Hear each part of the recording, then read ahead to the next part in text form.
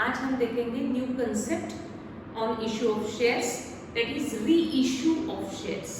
New concept आज हम देखेंगे री इशू ऑफ शेयर्स। जो क्वेश्चन मैंने आपको दिया हुआ है उस क्वेश्चन को मैं सबसे पहले रीड करती हूँ, देखती हूँ कौन सा सब्सक्रिप्शन है, शेयर किस वैल्यू में इशू किए गए, एट पार, एट डिस्काउंट और at premium.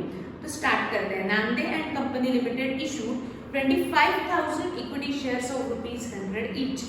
Nande and company issued 25,000 and उन्होंने डिमांड किया पब्लिक को for 25,000 equity shares. Per share value is ₹100, that means face value of per share is ₹100. Payable as follows: this ₹100 payable as on application 25, on allotment 30, on first call 25, on second call 20. Take the total of all these stages amount. It is 25 plus 30, 55 plus 25, 80 plus 20, 100. 100 का share issue किया गया public को at ₹100, let me share issued at par. तो कोई premium discount नहीं है। The company received applications for 20,000 shares. Company received applications for 20,000 shares. Take the decision whether it is over, under or full subscription. Company demanded for 25,000 shares, but public applied for only 20,000 shares. यानी यहाँ पे कौन सा subscription हुआ? Under subscription. जितना demand किया उससे कम ही applications हैं, तो कंपनी क्या करेगी? सबको शेयर्स अलॉट कर देगी, क्योंकि परमिशन है 25 के लिए, बट मिले ही अगर 20 है तो हम सबको शेयर्स अलॉट कर सकते हैं। तो एप्लीकेशन मनी हमें मिलेगा 20,000 शेयर्स के लिए। अलॉट भी हम 20 करेंगे तो अलॉटमेंट मनी भी हमें शो करना पड़ेगा ऑन 20,000 शेयर्स। फर्स्ट कॉल भी हम रिकवर करेंगे 20,000 शेयर्स, सेकंड कॉल भी हम रिकवर करेंगे ऑन 20,000 शेयर्स। तो जब अंडर सब्सक्रिप्शन है तो जितने रिसीव हुए उन सब पे आपको सारे स्टेजेस को रिकॉर्ड करना पड़ेगा। यानी यहाँ हम शो करेंगे application money, allotment money, first call, second call on 20,000 shares. ठीक, then all the applications were accepted. All the applications were accepted क्यों? क्योंकि हमने डिमांड 25 के लिए किया था, बट एप्लीकेशन से कम है तो हम सबको शेयर्स अलॉट कर सकते हैं एंड शेयर्स वर अलॉटेड। जिन्होंने जितने भी शेयर्स के लिए डिमांड किया होगा उनको हम फुल अलॉट कर सकते हैं, क्योंकि अंडर सब्सक्रिप्शन हुआ है। Then the directors made both the calls. सबने डायरेक्टर्स ने made both the calls यानी क्या? उन्होंने रिमाइंडर्स भेज दिए कि फर्स्ट कॉल का भी लेना है और सेकंड कॉल का भी पैसा लेना है। One share holder mister Dalal holding 200 shares failed to pay both the calls लिखा है कि सिर्फ फाइनल कॉल? फाइनल कॉल यानी दलाल ने, जो भी शेयर होल्डर है, उसने सिर्फ सेकंड कॉल इस स्टेज पे डिफॉल्ट किया, तो मुझे डिफॉल्ट दिखाना पड़ेगा on second call, that is final call. Then his shares were forfeited and reissued as fully paid up at ₹80 per share. Pass journal entries. अब हम इस सबको जर्नल में शो करेंगे, सारे स्टेजेस को जर्नल में शो करेंगे। एक मिनट, सबको आता है, मुझे मालूम है। एप्लीकेशन की 2 एंट्रीज सबको आती है, यस नो। सबसे पहले हम एप्लीकेशन मनी क्या शो करेंगे? रिसीवेबल की रिसीव्ड आता है सबको, तो पहले रिसीव्ड। कितने शेयर्स पे एप्लीकेशन मनी इस क्वेश्चन में रिसीव होगा? 20,000 शेयर्स, क्योंकि पब्लिक अप्लाइड फॉर 20,000 शेयर्स। तो एप्लीकेशन मनी आप कैलकुलेट करेंगे on 20,000 shares. Per share application money is ₹25। सबको फर्स्ट एंट्री आती है। जितना भी एप्लीकेशन मनी रिसीव हुआ, that full amount transfer to capital, हम पूरा अमाउंट कैपिटल में ट्रांसफर कर सकते हैं क्योंकि अंडर सब्सक्रिप्शन हुआ। देन अलॉटमेंट मनी, कितने शेयर्स पे रिसीव होगा? हम सबको अलॉट सब कर रहे हैं, जितने 20,000 शेयर्स के लिए अप्लाई किया उन सबको हमने अलॉट किया, यानी हमें 20,000 शेयर्स के ऊपर अलॉटमेंट मनी कैलकुलेट करना पड़ेगा। बट अलॉटमेंट स्टेज ऑनवर्ड्स हम पहले क्या शो करेंगे? Receivable, received. First call receivable, received on how many shares? 20,000 shares. Second call or final call money receivable, received on 20,000 shares. तो सारे स्टेजेस पे हमें नंबर ऑफ शेयर्स कितने लेने हैं? 20,000, क्योंकि मिले ही कम तो सबको हम अलॉट कर देंगे 20,000 शेयर्स के लिए। रिमेनिंग 5000 शेयर्स कंपनी बाद में भी इशू कर सकती है। तो कंपनी के पास परमिशन 25 के लिए है, बट एप्लीकेशंस मिले 20, तो हमने सबको 20,000 शेयर्स अलॉट कर दिए। अभी भी कंपनी के पास 5000 शेयर्स है जो फ्यूचर में वो इशू कर सकती है। कब करेगी इशू हमें नहीं मालूम, बट हमें 20,000 शेयर्स के लिए एप्लीकेशंस रिसीव हुए, तो हमें 20,000 शेयर्स के लिए कैलकुलेशन शो करने हैं, जर्नल शो करना है। उसके बाद mister Dalal holding 200 shares fail to pay final call. Final call इस स्टेज पे आपको शो करना पड़ेगा कॉल्स इन एरियर स्टेट। रिसीव करते समय मुझे 200 शेयर्स पे फाइनल कॉल का अमाउंट रिसीव नहीं हुआ। हिज शेयर्स वर फॉरफिटेड, उसके शेयर्स कंपनी ने फॉरफिट भी कर दिए। हमने फॉरफिचर भी एक दो बार शो किया है, तो फॉरफिचर की भी एंट्री सबको आनी चाहिए। मैं पहले आपको टाइम दे रही हूँ, 10 मिनट्स में जल्दी से आ जाओ। टिल फॉरफिचर तक सब आपको ही करना है। सिर्फ आज हम क्या एक्सप्लेनेशन में दूंगी, री इशू का, तो सभी करेंगे journal till forfeiture fast with in 10 minutes with ruling with calculation with narration, सबके कॉपी में होना चाहिए। 10 मिनट्स दे रही हूँ, जल्दी से आ जाओ शेयर फॉरफिचर तक। आ जाएंगे सभी, मैं भी कर रही हूँ बोर्ड पे, पहले आप स्टार्ट करेंगे। लिखेंगे सभी journal entries in the books of Namdev company limited. Journal entries in the books of Namdev company limited.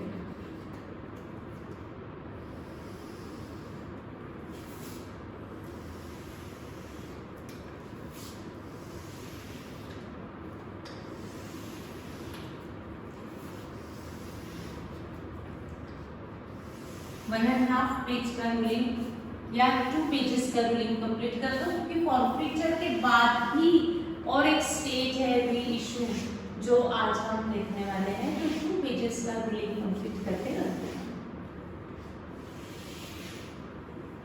हैं। Now start solving. First stage 2 entries, second stage 2 entries, third stage 2 entries, fourth stage 2 entries. Forfeiture भी आपको complete करना है और रुक जाना है। री इशू आज हम फर्स्ट टाइम पढ़ने वाले हैं। स्टार्ट करते हैं, चलो।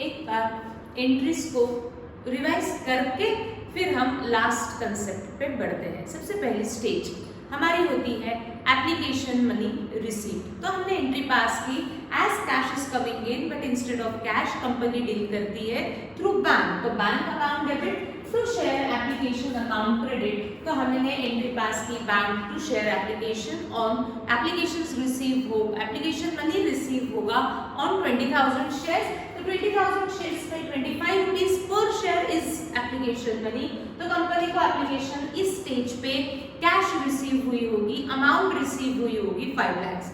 बट दिस 5 लाख रुपीज ये शेयर होल्डर का है, तो इसे हमें शेयर होल्डर अकाउंट यानी कैपिटल में ट्रांसफर करना पड़ेगा। और ट्रांसफर की हमने एंट्री पास की equity share application to equity share capital. Application previous entry में क्रेडिट हुआ था, इसीलिए सेकेंड एंट्री में इमीडिएट हम उसको डेबिट करके कैंसिल कर देते हैं। तो एप्लीकेशन को हमने 5 लाख से डेबिट किया। This total amount transfer to capital account, क्योंकि यहाँ अंडर सब्सक्रिप्शन हुआ, एक्सेस मनी कैपिटल में नहीं चलता। तो जहां तक परमिशन है वहां तक आप अमाउंट कैपिटल में ट्रांसफर कर सकते हैं। तो यहाँ हमें बहुत ज्यादा सोचना नहीं था, जितना एप्लीकेशन मनी मिला टोटल ट्रांसफर टू कैपिटल, इसलिए कैपिटल अकाउंट क्रेडिट। सबकी एंट्री करेक्ट है। Then next stage is allotment, but allotment onwards हम शो करेंगे allotment money receivable and then receive। तो receivable की एंट्री पास की equity share allotment to equity share capital 20,000 shares पे पर share 30 rupees is allotment money, तो मिलना चाहिए 6 लाख। अलॉटमेंट इस स्टेज पे कोई भी डिफॉल्टर नहीं है, तो फुल अमाउंट हम रिसीव करेंगे, इसलिए एंट्री पास की bank to equity share allotment. Next stage है first call. First call money हम शो करेंगे, टोटल अमाउंट इज रिसीवेबल। तो हमने एंट्री पास की equity share first call to equity share capital मिलेगा 20,000 शेयर्स पे first call, and first call money per share is 25 rupees. यानी first call इस stage पे हमें शो करना है total amount receivable 5 lakh. Then amount receive through cheque मिलेगा bank account debit to equity share first call. जितना due था उतना टोटल रिसीव होगा, क्योंकि फर्स्ट कॉल पे कोई भी डिफॉल्टर नहीं है, इसलिए अमाउंट आएगी 5 lakh. Then our next stage is second call. Second call money हम तो पहले शो करेंगे कि मुझे सारे शेयर होल्डर्स से सेकंड कॉल का अमाउंट रिकवर करना है। तो total amount receivable from share second call is 4 lakh. तो एंट्री पास की equity share second call to equity share capital मिलने वाला है पैसा on 20,000 shares per share allot second call money is 20 rupees. तो हमने एंट्री पास की equity share second call to equity share capital 4 lakh. But इस stage पे एक डिफॉल्टर है, एक जो होल्डर है दलाल नाम का, उसके पास कंपनी के 200 शेयर्स थे। होल्डिंग 200 ये नंबर ऑफ शेयर्स। इस शेयर्स पे उसने एप्लीकेशन मनी पे कर दिया, उसने अलॉटमेंट तो दे दिया, फर्स्ट कॉल दे दिया, बट उसने डिफॉल्टर कौन सा स्टेज पे किया है? Second call. तो सेकंड कॉल मनी उसने 200 शेयर्स पे नहीं किया। तो कितना अमाउंट सेकंड कॉल पे हमें रिसीव नहीं होगा? 200 शेयर्स पे 20 रुपीज के हिसाब से हमें उस शेयर होल्डर से 4,000 रुपीज नहीं मिलेंगे, यानी आउट ऑफ 4 लाख एक शेयर होल्डर ने डिफॉल्ट किया, यानी रिमेनिंग शेयर होल्डर से कंपनी को अमाउंट रिसीव हो चुकी है। तो जो अमाउंट रिसीव हुआ उसको हम रिकॉर्ड करेंगे, जो नहीं हुआ उसको भी हम रिकॉर्ड करेंगे। तो अमाउंट रिसीव हुआ इसलिए bank account debit 3,96,000 out of 4 lakh. Amount receive हुआ 396, 4,000 रुपीज नहीं मिले, तो हमने इस स्टेट को ये अज्यूम किया कि ये दलाल हमें फ्यूचर में देगा। तो हमने ये फैक्ट बुक्स ऑफ अकाउंट में रिकॉर्ड करके रखी। Debit from money is receivable, दलाल से हमें amount is receivable in future. Call scenarios आपको बताएगा कि अमाउंट फ्यूचर में रिसीवेबल है। कॉल सिनेरियोस अकाउंट डेबिट, जितना टोटल डेबिट उतना टोटल क्रेडिट। इसको नाम क्या देंगे? ये पैसा किस स्टेज का रिसीव हुआ, किस स्टेज का रिसीव नहीं हुआ? सेकंड कॉल इसलिए equity share second call account debit. Forfeiture दिया गया इसलिए फॉरफीचर की एंट्री करनी है। वो शेयर होल्डर के शेयर्स कैंसिल करो जिसने डिफॉल्ट किया, तो हमें सिर्फ उसी के ही शेयर्स कैंसिल करने हैं। तो किसके शेयर्स फॉरफिट हुए? दलाल के शेयर्स फॉरफिट हुए। क्यों फॉरफिट किए? क्योंकि non payment of call money, वो उसने सेकंड कॉल का अमाउंट पे नहीं किया, तो कंपनी ने क्या कर दिया, उसके शेयर से कैंसिल कर दिए। तो वो कैंसिलेशन की मुझे एंट्री रिकॉर्ड करनी पड़ेगी। तो कितने शेयर्स मुझे कैंसिल करने हैं? 200 शेयर्स। तो 200 शेयर्स की कैंसिलेशन की एंट्री। वो डिफॉल्टर का अकाउंट हमें कैंसिल करना है जिसने डिफॉल्ट किया। तो वो शेयर होल्डर का अकाउंट कैंसिल करना, यानी शेयर कैपिटल अकाउंट को बुक्स ऑफ अकाउंट में से कैंसिल करना। तो शेयर कैपिटल अकाउंट को मुझे कैंसिल करना है। कैंसिलेशन के लिए तो रूल नहीं लगता, तो मैंने देखा कैपिटल प्रीवियस हर एंट्री में क्रेडिट हुआ है, इसलिए कैंसिलेशन की एंट्री में हमने किया डेबिट। बट मुझे सारे शेयर्स कैंसिल नहीं करने हैं, मुझे 200 शेयर्स कैंसिल करने हैं। तो 200 शेयर्स का कैपिटल मुझे कैंसिल करना है। तो कैपिटल को जब भी हम डेबिट क्रेडिट करते हैं, यहाँ मैंने क्रेडिट किया था पहले 25 से, फिर 30 से, फिर 25 से, फिर अगेन 20 से, तो कैपिटल को टोटल क्रेडिट पर शेयर गया 100 से, तो कैंसिल भी होगा पर शेयर 100 से। तो जब भी हम डेबिट क्रेडिट करते हैं तो हमेशा फेस वैल्यू से ही, ओरिजिनल वैल्यू से ही कैपिटल को आप डेबिट क्रेडिट कर सकते हैं। यहाँ क्रेडिट हुआ, पार्ट पार्ट में हुआ, कैंसलेशन हुआ, एक साथ कैंसिल होगा, इसलिए हमने टोटल फेस वैल्यू से क्रेडिट कर दिया। इसका क्या मीनिंग है कि वो शेयर होल्डर का बुक्स ऑफ अकाउंट में कैपिटल बनना चाहिए था 20,000, ठीक, पर इसमें से उसने कितना अमाउंट पे नहीं किया? 4,000। जो पे नहीं किया वो हमने माना था कि वो फ्यूचर में देगा, तो वो शेयर होल्डर का अकाउंट और एक मेरे पास है जो हमें बुक्स ऑफ अकाउंट में से कैंसिल करना पड़ेगा, that is calls in arrears. ये कॉल्स इन एरियर्स किसका अकाउंट है? वो डिफॉल्टर का, जिसने पैसे नहीं दिए। हमने ये माना था कि ये फ्यूचर में देगा, बट हम कर रहे हैं उसके शेयर्स कैंसिल, यानी ये भी पैसा उससे मिलने वाला नहीं है। तो ये कॉल्स इन एरियर्स अकाउंट को भी बुक्स ऑफ अकाउंट में से कैंसिल कर दो, कट कर दो, क्लोज कर दो। तो कॉल्स इन एरियर्स को जो मैंने डेबिट किया प्रीवियस एंट्री में, उसको कैंसिल करने के लिए मैंने किया क्रेडिट। मैंने देखा 20 का उसका कैपिटल होना चाहिए, जिसमें से उसने 4,000 रुपीज नहीं दिए, यानी 16,000 उसने दिया हुआ पैसा है। एप्लीकेशन स्टेज का है, अलॉटमेंट स्टेज का है, फर्स्ट कॉल स्टेज का है। ये 16,000 उसी शेयर होल्डर का है जिसने आपको पेमेंट दे दिया था, और ये 16,000 रुपीज हम उसके शेयर्स कैंसिल कर रहे हैं, तो उसको हम ये वापस नहीं करने वाले। आप शेयर्स कैंसिल कर रहे हैं तो आपके पास आपका जो पैसा हमारे पास जमा है वो भी हम आपको पे नहीं करेंगे, यानी ये 16,000 कंपनी को देना नहीं है, यानी बन गया इनकम। और इनकम को हमेशा क्रेडिट होता है, इसलिए ये बैलेंस भी आपको हमेशा क्रेडिट में ही दिखेगा। ये क्रेडिट बैलेंस इनकम है, और इस इनकम को हमने क्या नाम दिया? Share forfeiture. ये नाम दिया क्यों? क्योंकि ये कैंसल्ड शेयर्स का इनकम है, तो उसको हम क्या नाम देंगे? Share forfeiture. फॉरफीचर यानी कैंसिलेशन, तो शेयर फॉरफीचर अकाउंट क्रेडिट। ये हमने बहुत बार किया है। अब इसके आगे नेक्स्ट स्टेज इज री इशू। क्वेश्चन में देखो आपको क्या दिया हुआ है, लास्ट सेंटेंस देखते हैं क्या दिया है।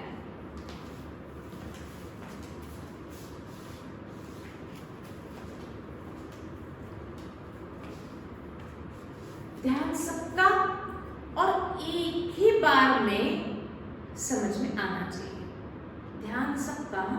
देखो डिफिकल्ट मैंने पहले कहा, कोई भी इतनी सिंपल ट्रांजैक्शंस नहीं होते, कुछ ना कुछ डिफिकल्टी लेवल रहेगी ही रहेगी।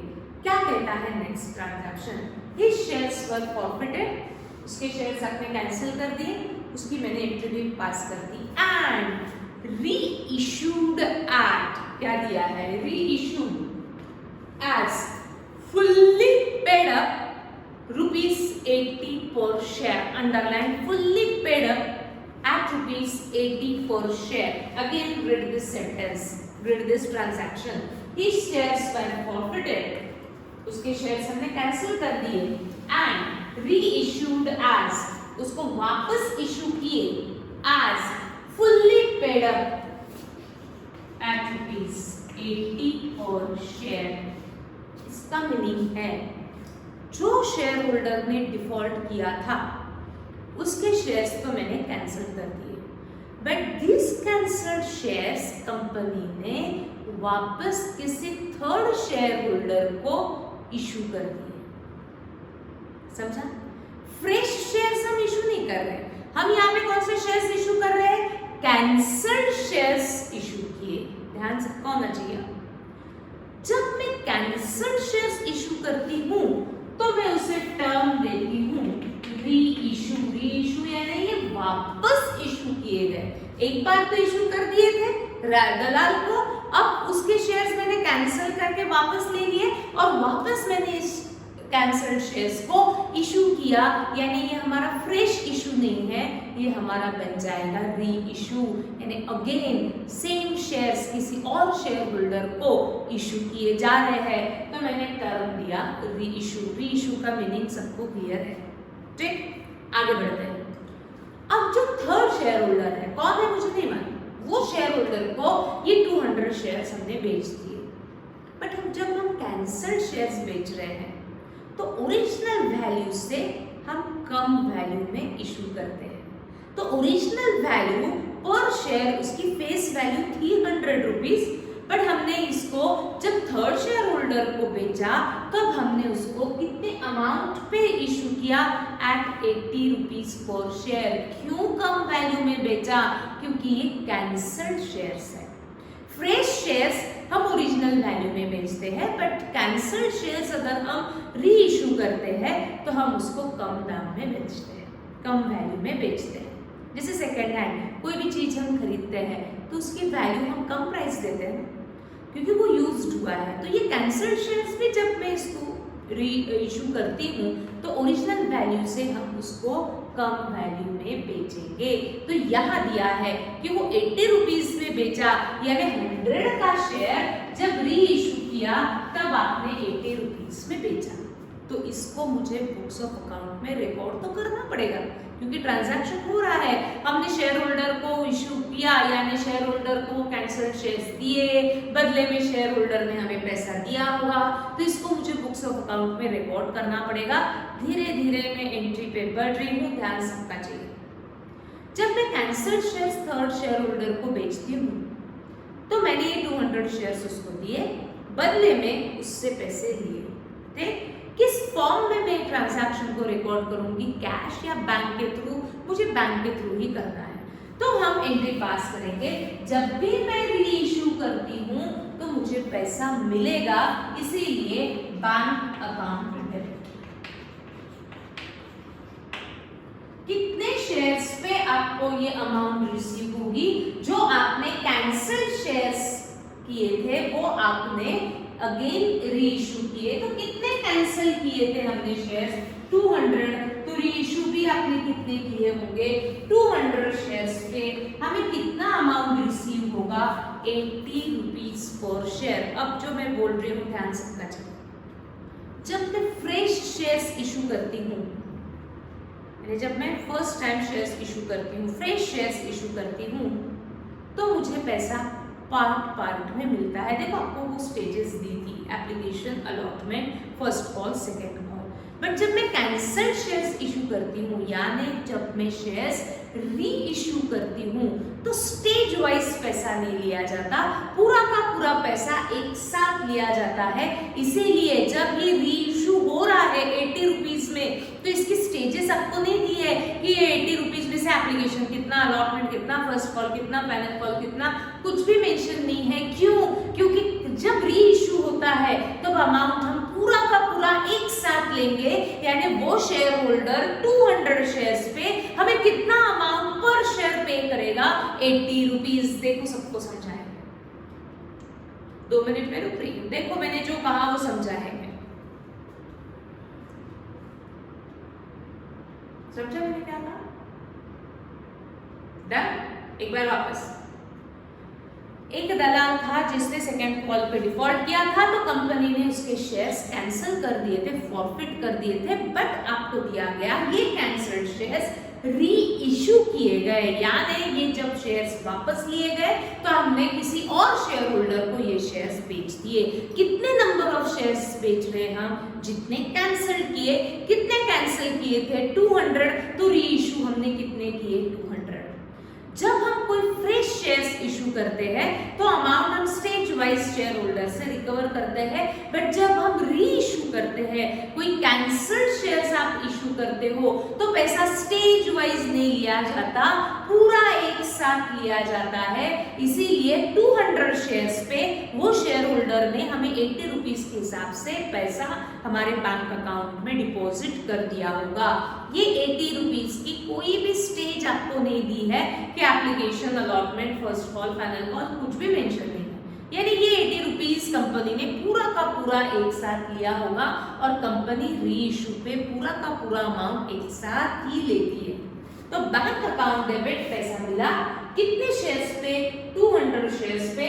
पर शेयर आपको कितना अमाउंट मिलेगा? 80 रुपीज पर शेयर, यानी कितना अमाउंट रिसीव होगा? 16,000। लिखेंगे सभी। Bank account debit, bank account debit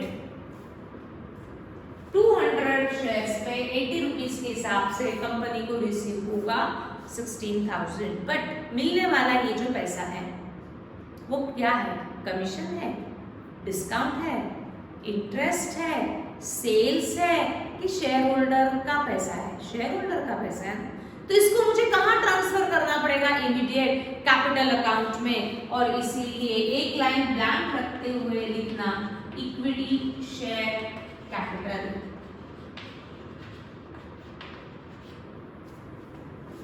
मिलने वाला ये पैसा शेयर होल्डर का है, तो उसे हमें शेयर होल्डर अकाउंट में ट्रांसफर करना पड़ेगा। कितने शेयर का पैसा हम ट्रांसफर करेंगे? 200 शेयर्स का पैसा हम ट्रांसफर करेंगे। इसके प्रीवियस एंट्री में मैंने कहा था, जब भी हम कैपिटल को डेबिट क्रेडिट करते हैं, ध्यान है सबका, जब भी हम कैपिटल को डेबिट क्रेडिट करते हैं तो डेबिट क्रेडिट होना चाहिए सिर्फ और सिर्फ फेस वैल्यू से, ओरिजिनल वैल्यू से। ओरिजिनल वैल्यू ये शेयर की कितनी थी? 100 रुपीज थी ना, बट आपने वो कैंसल्ड शेयर्स बेच रहे हैं तो उसको 80 रुपीज पर शेयर में बेचा, तो original value of that share is 100 rupees. तो मुझे कैपिटल में जब भी डेबिट क्रेडिट करेंगे तो फेस वैल्यू से ही करेंगे, तो मुझे क्रेडिट करना पड़ेगा 100 रुपीज पर शेयर, यानी 20,000। इसका क्या मीनिंग है कि वो 200 शेयर्स का ओरिजिनल वैल्यू कितना था? 20,000, बट आपने उसको बेचा शेयर होल्डर को, कैंसल्ड शेयर्स बेचा तो हमने कम वैल्यू में बेचा, तो 20,000 के अगेंस्ट हमने वो शेयर होल्डर से कितना पैसा लिया? 16,000 रुपीज लिया। 100 का शेयर वो शेयर होल्डर को आपने 80 रुपीज पर शेयर में बेचा, तो आपके कंपनी को री इशू करने के वक्त प्रॉफिट हुआ या लॉस हुआ? वो सोचो क्या हुआ? 20,000 ओरिजिनल वो शेयर की कैपिटल की वैल्यू थी, बट इसके अगेंस्ट मैंने वो शेयर होल्डर से 16,000 रुपीज लिए, यानी कंपनी ने वो कैंसल शेयर्स लॉस पे बेचे। कितने लॉस पे बेचे? 4,000 लॉस पे बेचे। देखो डिफरेंस भी कितना है, 4,000 लॉस होने के कारण वो डेबिट आया है, बट ये लॉस कब हुआ? गुड्स बेचते समय हुआ या शेयर बेचते समय हुआ? शेयर बेचते समय। फ्रेश शेयर्स बेचते समय हुआ या कैंसल्ड शेयर्स बेचते समय हुआ? कैंसल्ड शेयर्स बेचते समय हुआ, तो वैसा ही नाम मुझे ये लॉस के सामने देना पड़ेगा, और इसीलिए इसको मैं नाम देती हूँ again share forfeiture. Cancelled shares जब इशू किए गए तब हुआ ये लॉस है, तो ये कैंसल्ड शेयर्स का लॉस कौन से अकाउंट में जाएगा? कैंसल्ड शेयर्स को हम क्या बोलते हैं? फॉरफीचर। तो ये जाएगा शेयर फॉरफीचर अकाउंट में। Being shares reissue, being forfeited shares reissue. Forfeited यानी कैंसल्ड शेयर्स आपने वापस इशू किए, तो being share cancelled shares means reissued, इसको मार्क करो और सोचो 2 मिनट कि हमने क्या क्या डेबिट किया, क्यों डेबिट किया, कितने से, क्यों 80 से यहाँ मल्टीप्लाई किया, क्यों 100 से यहाँ मल्टीप्लाई किया, पूरा समझ में आना चाहिए। देखो समझाएगा।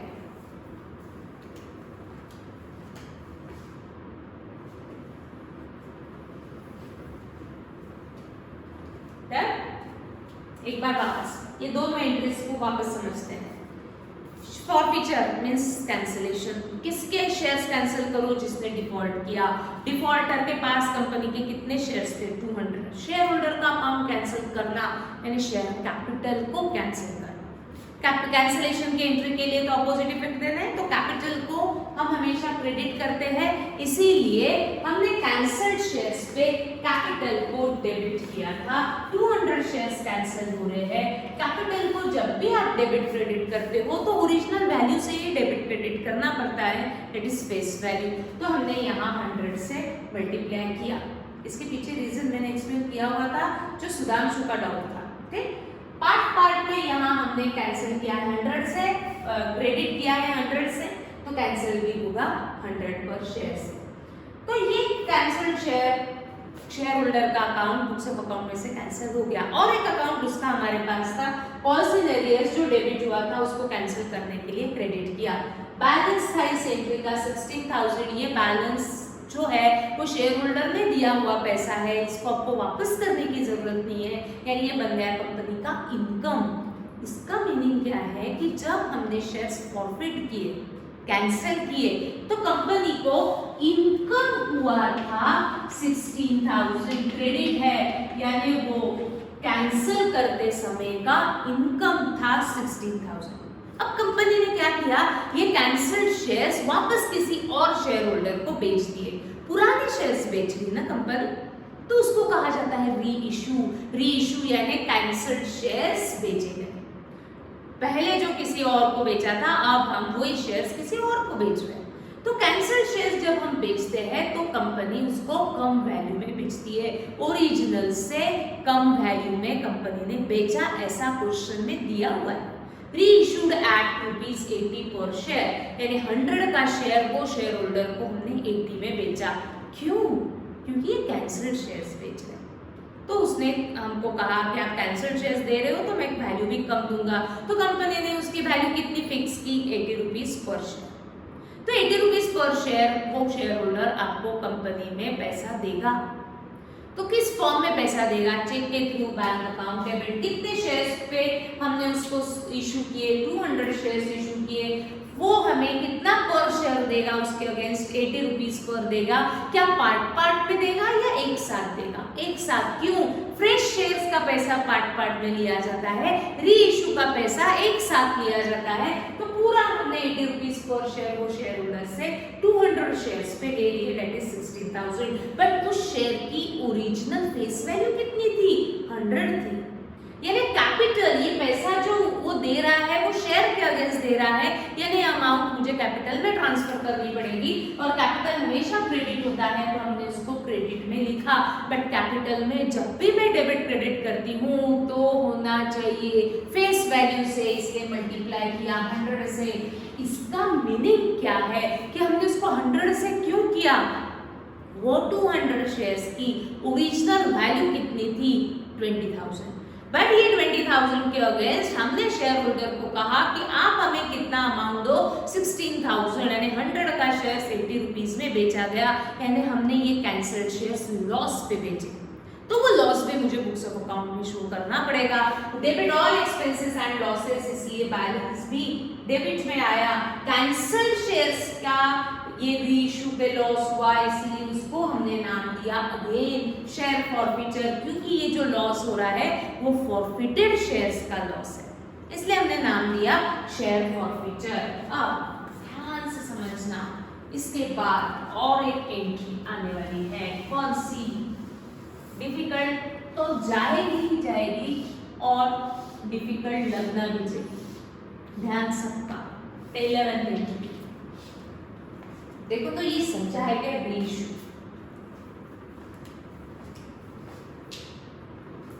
कैंसल्ड शेयर्स, कैंसिल शेयर्स बेचेंगे तो पैसा मिलेगा, bank account debit 200 shares cancel किए थे वो बेचे, उसके ऊपर हमें अमाउंट रिसीव हुई 80 रुपीस पर शेयर, 200 into 80 मिला हुआ पैसा ये शेयर होल्डर का है तो उसको शेयर होल्डर अकाउंट में ट्रांसफर करना पड़ेगा, इसीलिए कैपिटल अकाउंट क्रेडिट।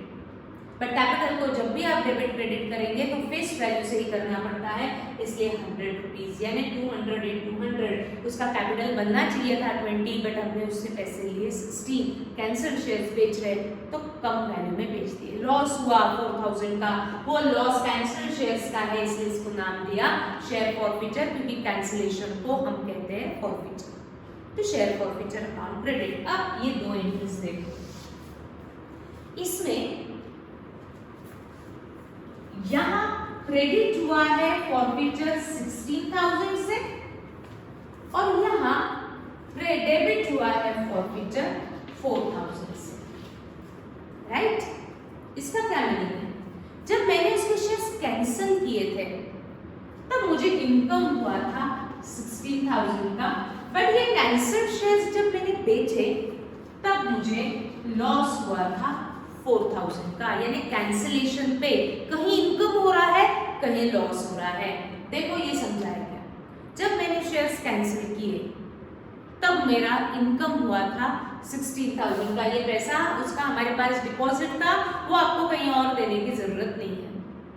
जब सेम शेयर्स मैंने री इशू किए तब मुझे लॉस हुआ 4,000 का, credit share forfeiture account by 16,000 and debit share forfeiture account by 4,000। forfeiture अगर मैं देखती हूँ तो ये दोनों अमाउंट अलग अलग है, इनमें डिफरेंस है। कितने अमाउंट का डिफरेंस है? 12,000 का। ये 12,000 का डिफरेंस आपको कुछ कहता है, क्या कहता है? कहीं ना कहीं ये डिफरेंस हमें कुछ बोल रहा है। क्या बोल रहा है? इसके पीछे क्या रीजन है? ये कहाँ ट्रांसफर करना है?